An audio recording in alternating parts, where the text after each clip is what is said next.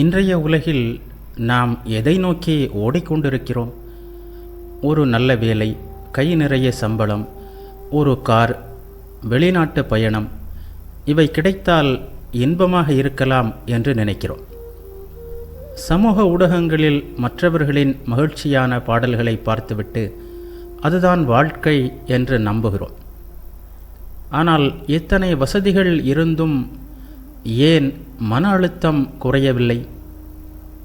நவீன neuro science என்ன சொல்கிறது என்றால், ஒரு இன்பத்தை நாம் அனுபவிக்கும் போது மூளையில் டோபமைன் சுரக்கிறது. அது தற்காலிகமானது. அந்த இன்பம் முடிந்ததும் மூளை மீண்டும் அதையே தேடுகிறது. இது ஒரு முடிவில்லாத சக்கரம். சுவாமி விவேகானந்தர் அன்றே சொன்னார், இன்பமும் போகமும் ஒரு முடிவுக்கு வந்தே தீரும்.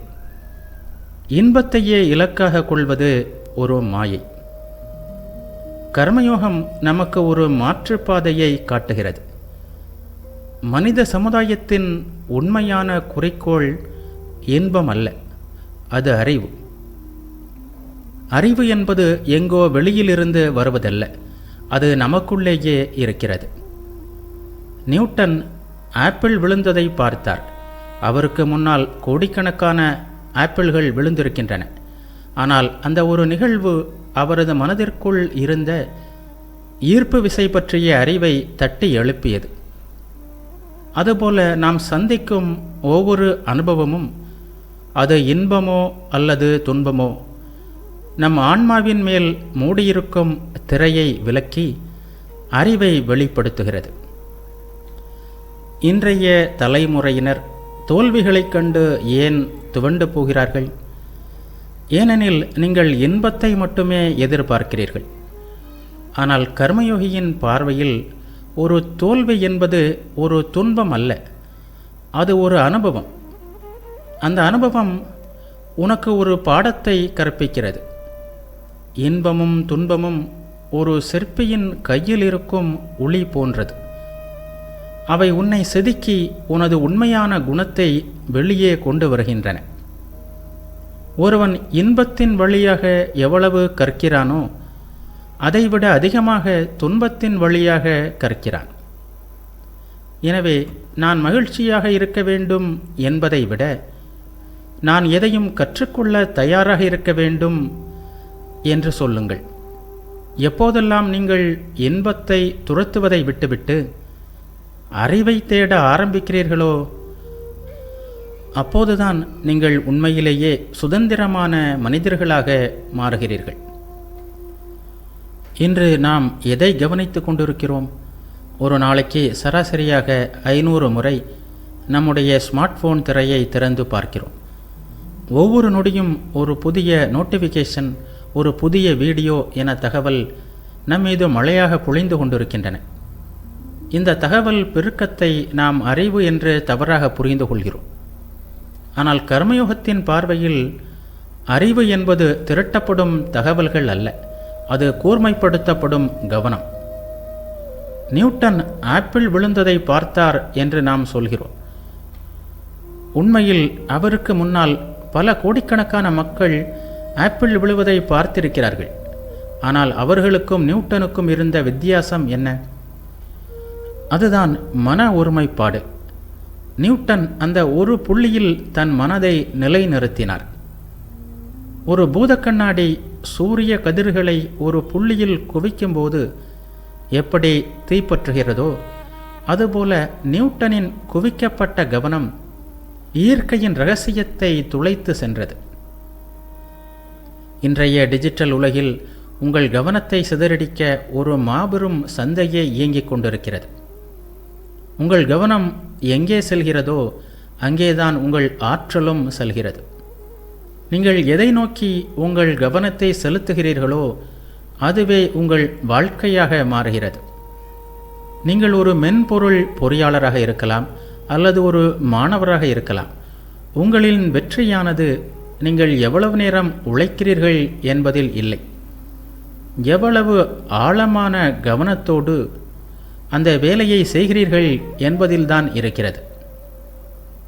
சுவாமி விவேகானந்தர் இவ்வாறு சொல்வார், 100 புத்தகங்களை படிப்பதை விட உங்கள் மனதை ஒரே ஒரு நிமிடம் ஒரு புள்ளியில் அசையாமல் நிறுத்த கற்றுக்கொண்டால் அதுதான் உண்மையான கல்வி.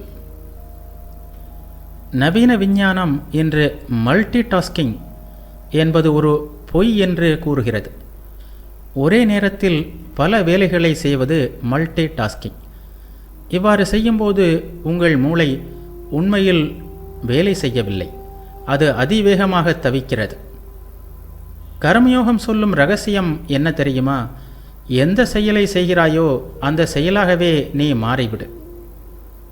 நீங்கள் ஒரு மின்னஞ்சல் எழுதினால் அந்த உலகம் மட்டுமே உங்களுக்கு இருக்க வேண்டும். நீங்கள் ஒருவரிடம் பேசினால் அந்த உரையாடல் மட்டுமே உங்கள் பிரபஞ்சமாக இருக்க வேண்டும்.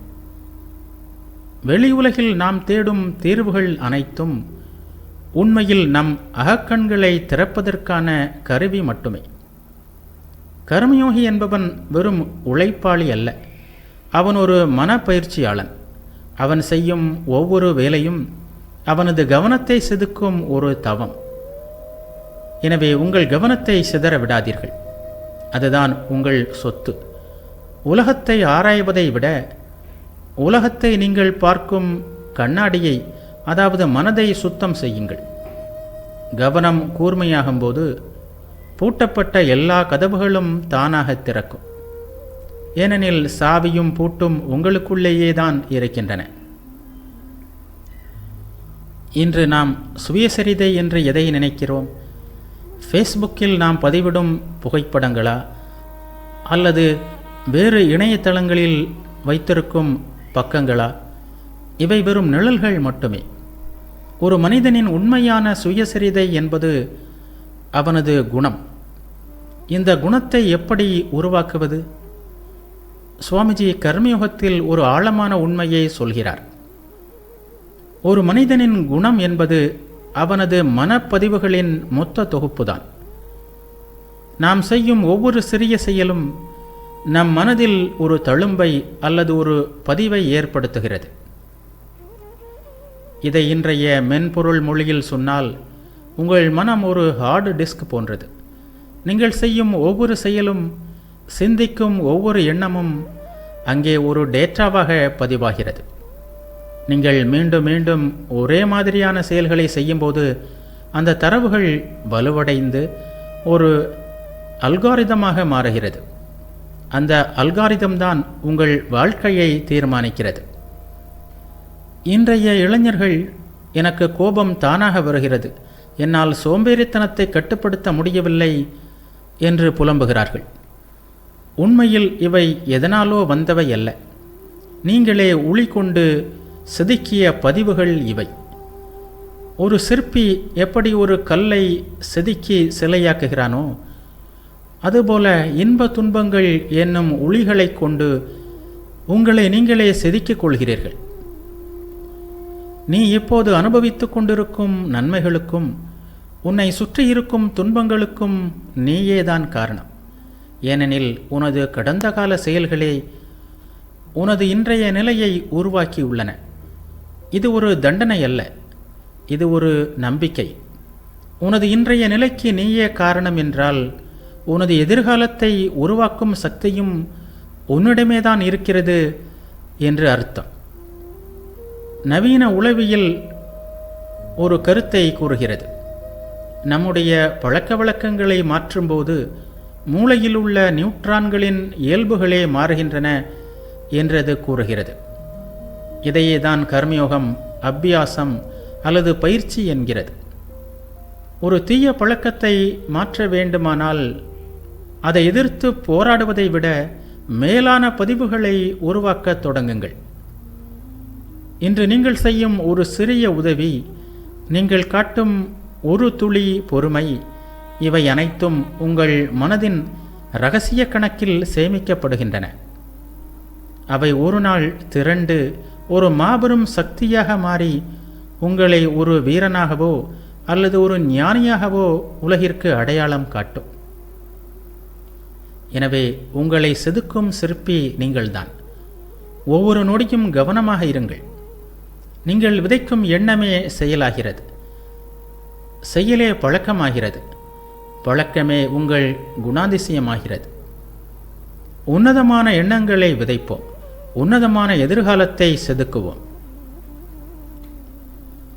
இன்று நாம் ஒரு ஆட்டோமேஷன் யுகத்தில் வாழ்ந்து கொண்டிருக்கிறோம். நம்மை சுற்றி செயற்கை நுண்ணறிவு, ரோபோக்கள், அதிவேக எந்திரங்கள் என பல தொழில்நுட்பங்கள் வளர்ந்து விட்டன. எல்லாவற்றையும் எந்திரங்களே செய்துவிடும் என்றால் மனிதனுக்கு என்ன வேலை? மனிதனின் மன உறுதிக்கு என்ன மதிப்பு என்ற கேள்வி இன்று பல இளைஞர்களிடம் எழுகிறது. ஆனால் கர்மயோகம் சொல்லும் அடிப்படை உண்மையை நாம் இங்கே கவனிக்க வேண்டும். எந்திரம் எவ்வளவு பெரியதாக இருந்தாலும் அதை இயக்கும் விசை மனிதனின் சங்கல்பம்தான். கர்மயோகத்தில் ஒரு முக்கியமான கருத்தை விவேகானந்தர் சொல்கிறார். ஒரு மனிதனின் ஆற்றல் அவனது தசை நார்களில் இல்லை, அவனது மன உறுதியில் இருக்கிறது. இன்று நாம் பயன்படுத்தும் ஒரு சூப்பர் கம்ப்யூட்டர் கூட ஒரு மனிதனின் சங்கல்பம் கொடுத்த கட்டளை இல்லாமல் இயங்க முடியாது. ஆனால் இன்றைய சூழலில் நாம் என்ன செய்கிறோம்? நம்முடைய மன உறுதியை எந்திரங்களிடம் அடக வைத்து விட்டோம். ஒரு சிறிய கணக்கை கூட போடத் தெரியாமல் கால்குலேட்டரை தேடுகிறோம். வழியை நினைவில் வைத்து கொள்ள முடியாமல் ஜிபிஎஸ் கருவியை நாடுகிறோம். இதனால் என்ன நிகழ்கிறது தெரியுமா? நம்முடைய சங்கல்ப சக்தி மழுங்கி போகிறது. கர்மயோகம் என்பது வெறும் உடல் உழைப்பல்ல, அது நம்முடைய சங்கல்பத்தை ஒரு மாபெரும் சக்தியாக மாற்றும் கலை. எந்திரங்கள் உங்கள் வாழ்க்கையை எளிதாக்கலாம், ஆனால் அவை உங்கள் குணத்தை உருவாக்கிவிட முடியாது. ஒரு இரும்பு துண்டு காந்தமாக மாறுவது போல உங்கள் மனத்துகள்களை ஒருமுகப்படுத்தி ஒரு திசையில் செலுத்தினால் நீங்கள் எதையும் சாதிக்க முடியும். இன்றைய நவீன விஞ்ஞானம் மனம் மற்றும் பொருள், மைண்ட் அண்ட் மேட்டர் ஆகியவற்றுக்கு இடையேயான தொடர்பை தீவிரமாக ஆராய்ந்து வருகிறது. ஒரு மனிதன் ஒரு செயலை செய்ய வேண்டும் என்று உறுதியாக தீர்மானிக்கும் போது அவனது நரம்பு மண்டலத்தில் ஏற்படும் அதிர்வுகள் அந்த வேலையை முடிப்பதற்கான வழிகளை தானாகவே உருவாக்குகின்றன. இதுதான் சங்கல்பத்தின் வலிமை. உதாரணமாக, வரலாற்றில் மகாபுருஷர்கள் என்று போற்றப்படுபவர்கள் யார்? அவர்கள் மற்றவர்களை விட அதிக வசதி கொண்டவர்கள் அல்ல, மாறாக இரும்பை போன்ற உறுதிமிக்க சங்கல்பம் கொண்டவர்கள். புத்தர் ஒரு மரத்தடியில் அமர்ந்தபோது, இந்த உடல் அழுகினாலும் சரி, மெய்யறிவு கிடைக்காமல் நான் எழமாட்டேன் என்று ஒரு சங்கல்பம் எடுத்தார். அந்த ஒரு மன உறுதிதான் ஒரு மாபெரும் மதத்தையே உருவாக்கியது. சாதாரண மனிதர்களிடம் இந்த சங்கல்பம் இல்லை. நீங்களும் உங்கள் வாழ்க்கையில் இதை செயல்படுத்தி பாருங்கள். நீங்கள் ஒரு மென்பொருள் உருவாக்குபவராக இருக்கலாம், அல்லது ஒரு கலைஞனாக இருக்கலாம். நீங்கள் செய்யும் வேலையை ஒரு எந்திரம் போல செய்யாதீர்கள். அந்த வேலையில் உங்கள் ஆன்மாவை, உங்கள் சங்கல்பத்தை செலுத்துங்கள். நான் இதை முடித்தே தீருவேன், இதன் மூலம் உலகுக்கு சிறந்ததை வழங்குவேன் என்ற உறுதியோடு செயல்படும் போது அந்த செயல் ஒரு யோகமாக மாறுகிறது.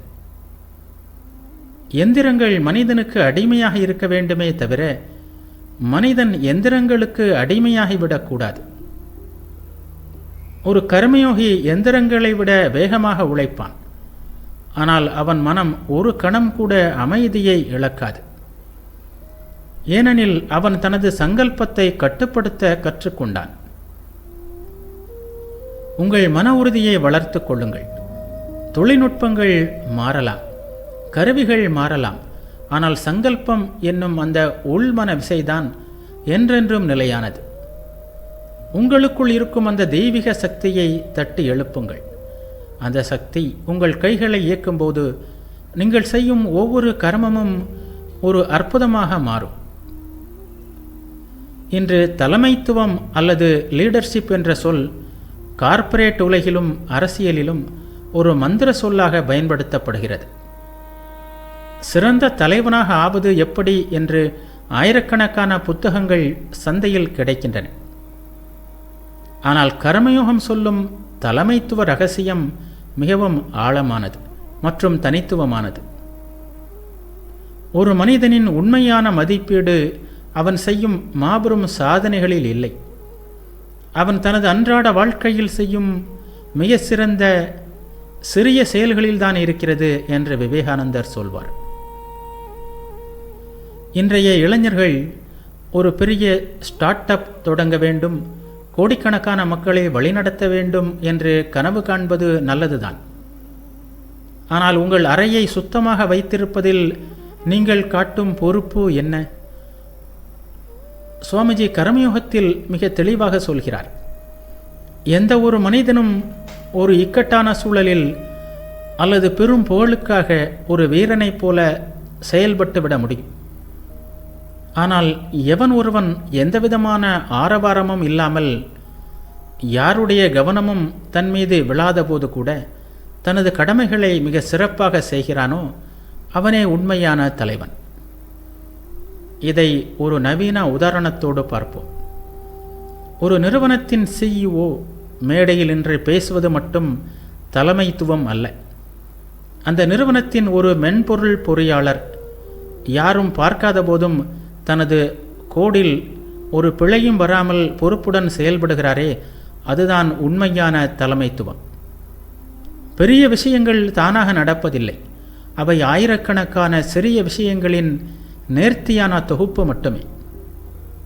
இன்றைய சமூக ஊடக யுகத்தில் நாம் செல்ஃபி கலாச்சாரத்தில் மூழ்கி கிடக்கிறோம். எதை செய்தாலும் அதை உலகுக்கு காட்ட பாடுபட்டு கொண்டிருக்கிறோம். ஆனால் கர்மயோகி என்பவன் பெயருக்கும் புகழுக்கும் அடிமையாகாதவன். ஒரு தலைவனுக்கு தேவைப்படும் மிக முக்கியமான குணம் சுயநலமின்மை. நீங்கள் சுயநலத்தோடு ஒரு காரியத்தை செய்யும்போது உங்கள் அதிகாரம் மற்றவர்கள் மீது திணிக்கப்படுகிறது. ஆனால் நீங்கள் சுயநலமின்றி செயல்படும்போது மக்கள் உங்களை தானாகவே தலைவனாக தேர்ந்தெடுப்பார்கள். சுவாமி விவேகானந்தர் இவ்வாறு கூறுவார், தலைவனாக விரும்புகிறவன் முதலில் சிறந்த தொண்டனாக இருக்க வேண்டும். மக்களுக்கு ஆணையிடுவதை விட மற்றவர்களுக்கு சேவை செய்வதில் முன்னுதாரணமாக இரு. ஒரு எறும்பு எப்படி தடையின்றி தன் உணவை சேகரிக்கிறதோ, ஒரு சூரியன் எப்படி பிரதிபலன் எதிர்பார்க்காமல் ஒளியை தருகிறதோ, அதுபோல உங்கள் கடமைகளை செய்யுங்கள். உங்கள் கையில் இருக்கும் வேலை சிறியதோ பெரியதோ அது முக்கியமல்ல. அந்த வேலையை நீங்கள் எவ்வளவு அர்ப்பணிப்போடு செய்கிறீர்கள் என்பதுதான் முக்கியம். ஒரு துப்புரவு பணியாளர் தனது வேலையை ஒரு தவம் போல செய்வாரானால் அவர் ஒரு மேடை பேச்சாளரை விட சிறந்த தலைவர் ஆகலாம். எனவே தலைமைத்துவம் என்பது மேலிருந்து வருவதில்லை, அது உங்களுக்குள்ளேயே மலர வேண்டும். இன்று நீங்கள் செய்யும் ஒவ்வொரு சிறிய வேலையிலும் உங்கள் முழு ஆன்மாவையும் செலுத்துங்கள். பாராட்டுதலுக்காக காத்திருக்காதீர்கள். உங்கள் செயலே உங்களுக்கு பரிசாக இருக்கட்டும். இந்த மனநிலை உங்களுக்கு வந்துவிட்டால் நீங்கள் தேடி போக வேண்டியதில்லை, தலைமைத்துவம் உங்களை தேடி வரும். இன்றைய சில இளம் தலைவர்களை நினைத்து பாருங்கள். தலைமைத்துவம் அவர்களை தானாக தேடி வருகிறது. இன்று உயிரியல் துறையில் ஒரு பெரிய விவாதம் நடந்து கொண்டிருக்கிறது. நமது எதிர்காலத்தை தீர்மானிப்பது நமது மரபணுக்களா அல்லது நமது சூழ்நிலையா என்பதுதான் அந்த விவாதம். என் தந்தை கோபக்காரர், அதனால் எனக்கும் கோபம் வருகிறது, எங்கள் பரம்பரையை இப்படித்தான் என்று சொல்லி பலர் தங்கள் பலவீனங்களுக்கு ஒரு விஞ்ஞான முலாம் பூசிக்கொள்கிறார்கள்.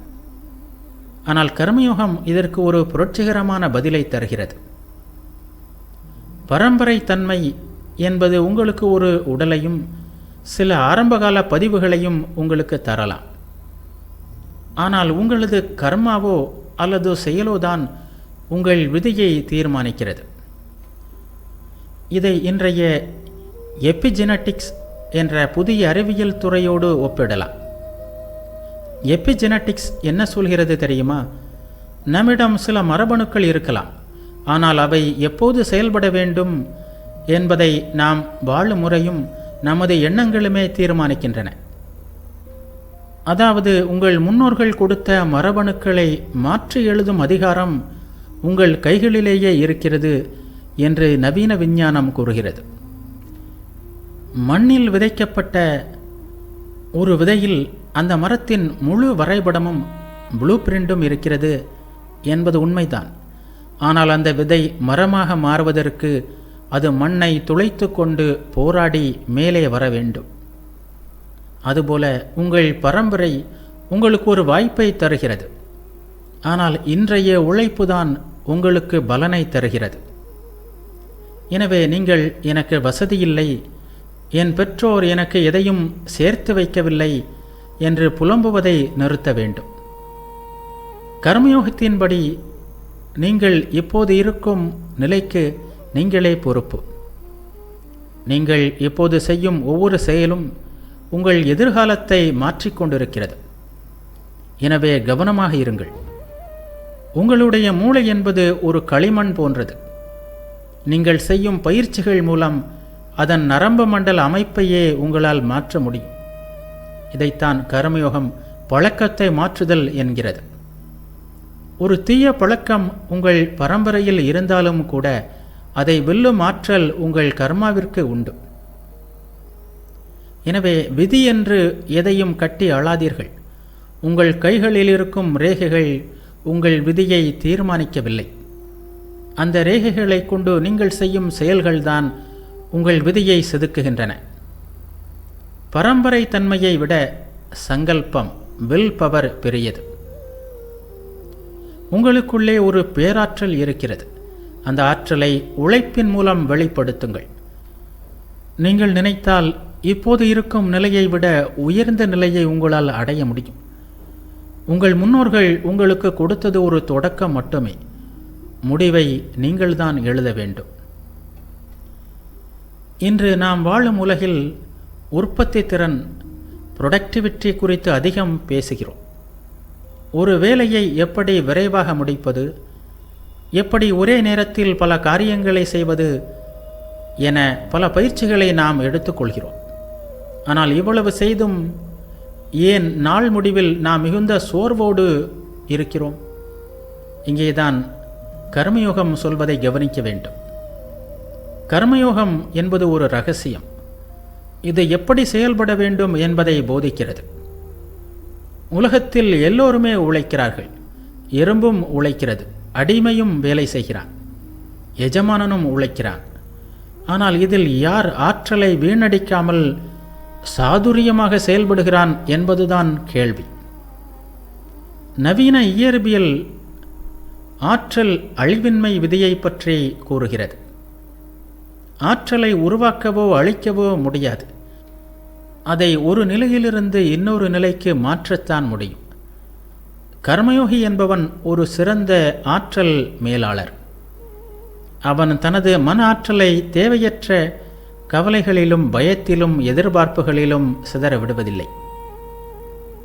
இன்றைய இளைஞர்களாகிய நீங்கள் ஒரு வேலையை செய்யும்போது உங்கள் கவனம் அந்த வேலையில் இருப்பதை விட அதன் முடிவு என்னவாகும், மற்றவர்கள் இதை பற்றி என்ன நினைப்பார்கள், பணம் எவ்வளவு கிடைக்கும் என்ற எண்ணங்களில்தான் அதிகம் இருக்கிறது. இது ஒரு குழாயில் ஓடும் தண்ணீரில் நூற்றுக்கணக்கான ஓட்டைகள் இருப்பது போன்றது. தண்ணீர் இலக்கை அடைவதற்கு முன்பே சிதறி போய்விடும். திறமை இல்லாதவன் செயல்படும்போது தனது சக்தியை வீணடிக்கிறான். ஆனால் ஒரு கர்மயோகி அந்த செயலையே ஒரு கலையாக மாற்றுகிறான். சாதுரியமாக செயல்படுவது என்பது வேலையை தவிர்ப்பது அல்ல, மாறாக வேலையில் முழுமையாக மூழ்கி இருப்பது.